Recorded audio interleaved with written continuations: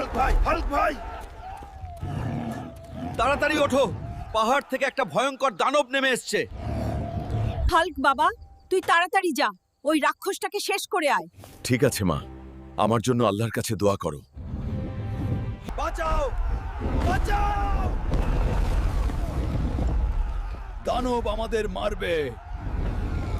এই ওরে, এই লোমস দানব, নিরীহ মানুষদের ভয় দেখাস কেন? যদি সত্যই শক্তি থাকে তাহলে আমার সঙ্গে লড়। এত শক্তি! বন্ধুরা, একা পারছি না, একটু শক্তি দরকার। লাইক আর সাবস্ক্রাইব করো, তাহলেই এই লোমস দানবকে হারাতে পারবো। এবার আমার পালা। এই নে, আর এই নে, আজই তোর শেষ। হাল্ক আমাদের প্রাণ বাঁচিয়েছে।